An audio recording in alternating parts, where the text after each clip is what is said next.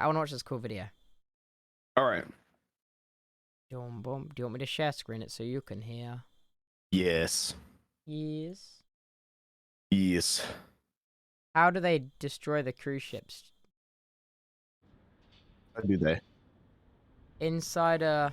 For these $300 million cruise ships, this is the end of the line. Yem sürgün testlerine hoş geldiniz. Because of the pandemic, Carnival, Costa, and Pullmantur cruise lines have all sent ships to Western Turkey for demolition. No. Here they'll be ripped to shreds deck by deck and sold for parts. Oh no. Yani geminin Sold. diyebilirim ki tamamını geri dönüştürüyoruz diyebilirim. But dismantling a ship that holds 2,000 passengers, well, that's one of the most dangerous jobs in the world. I thought that was Captain Sparkles for a second. And move them overhead. Like I saw it out of the corner of my eye. At stake, but any misstep could mean injury or hurting the environment. And it's only gotten harder with lots of new arrivals. We take you inside the yard, turning these floating hotels into this. Before the pandemic, the Aliaga shipbreaking yards were pretty quiet. Normally, the 22 yards only demolished a few dozen cargo ships a year. But when the pandemic wrecked the cruising industry, more and more cruise ships ended up here. After losing more than $4 billion in the second quarter of 2020, Carnival Cruise Line decided it was the more poor affordable cruise to sell its old ships for parts companies. than try to keep them operating. Aliaga will be the last stop for Carnival's inspiration, imagination, and fantasy ships. Oh man, imagine destroying a ship called Imagination. That would just be morally sad. It is sad. Captains navigate the cruise liners from the US, UK, and Italy. They coordinate with the harbor master to beach ships. Then the bow front of the vessel is grounded on the shore, while the How does the stern captain still get back? floats. Plane. No, the captain also gets taken apart and sold for spare Then parts. 2,500 shipbreakers set out to remove any valuable material. There are very expensive navigational equipments at bridge side. Working one deck at a time, crews take out all the furniture, mostly by hand. We're talking everything Oh, from man. chairs, tables, and pianos to light fixtures and beds.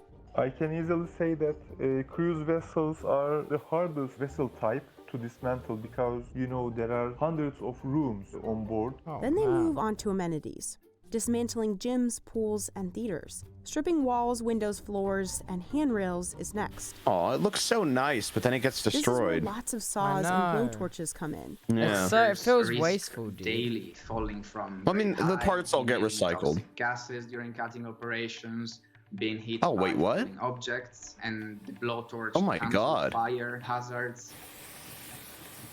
They are working in very high degrees under the sun in summer times, or they are working in very extreme conditions in winter time. Bu iş Oh, dang. ILO'yu biliyorsunuz. ILO'nun listesine göre dünyanın en zorlu işi.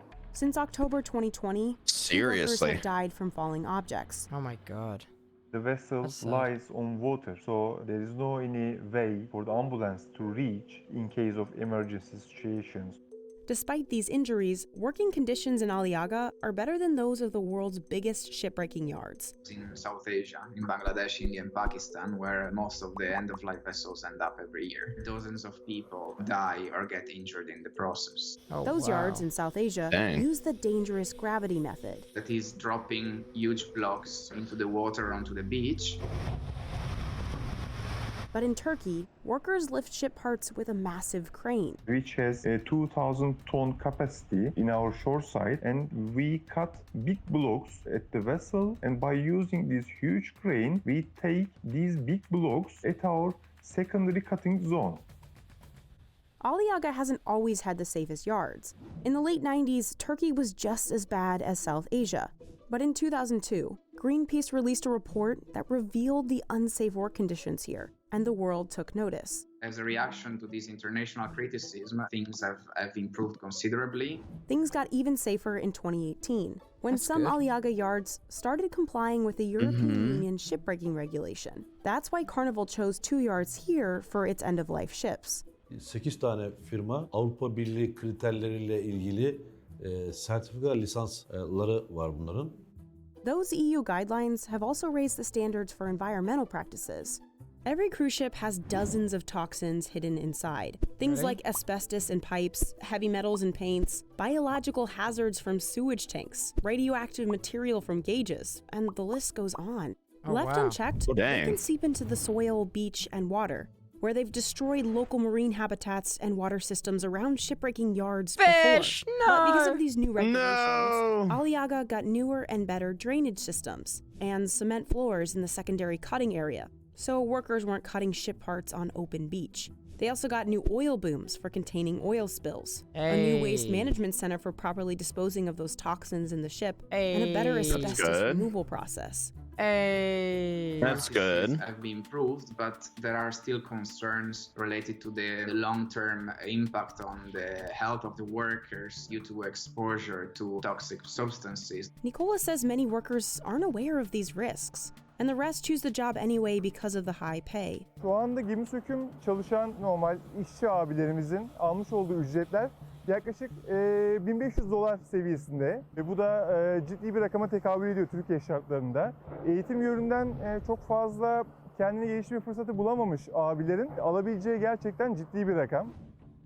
After the ship is demolished, this is all that's left. Wow. While the whole process takes 6 months for a cargo ship, it takes Oh a my lot longer God. for a cruise ship. Oh, Almost wow. one dang. year, maybe more. Workers move dang. everything pulled off the ships into separate piles. Electronics, mental. light fixtures, textiles, Yeah. furniture, glass, and machinery. Tabii diğer yolcu gemilerden çıkan ahşaptır, koltuktur, mutfak malzemeleri. At least it's all bunlar da recycled, tekrar though. Geri dönüştürülüyor. Hopefully. Kafeler, Hopefully, restoranlar, yeah. oteller. Yeah. Buyers interested in cruise memorabilia claim the life jackets, art, and maps from antique sellers. But what about all that metal? Melt it Şimdi down, bro. tabii bu gemiler burada sökülüyor. Sökülürken de bu malzemeler yeni Foça'da bunların tamamı burada kesilen demir metal kısmı tekrar geri dönüştürülüp inşaat demiri vesaire demiri malzeme haline geliyor. In 2020, OMIL estimates workers pulled over 1 million tons of steel off cruise ships here, and that'll all be recycled. Wow. Recycling steel instead of mining the raw materials reduces definitely energy requirements and the carbon footprint. Bu demiri madenlerden çıkartmak için mesela şu arkamda gördüğünüz gemi yaklaşık 30.000 ton. 30.000 ton demiri madenden çıkartmak için ne kadar büyük bir insan gücü, ne kadar büyük bir ticari yatırım gerektirdiğini düşünürsek bunun çöpe gitmesi ya da hani yok olup heba olup gitmesi dense biz burada onları alıp tekrar ekonomiye kazandırıyoruz. It's estimated scrap metal from one ship could pull in around $4 million in profit for the Shipbreaking Association. Oh my God. You can make good money because there are lots of things on board for second-hand sales. Demolishing these bigger ships has led to larger profits and a growing workforce for Aliaga shipyards. Sadece de pandemiden sonra kruz gemilerinin buraya gelip bizim kapasitemize %30 bir artı sağladı. But as shipbreaking booms, it comes on the heels of a crumbling cruise industry.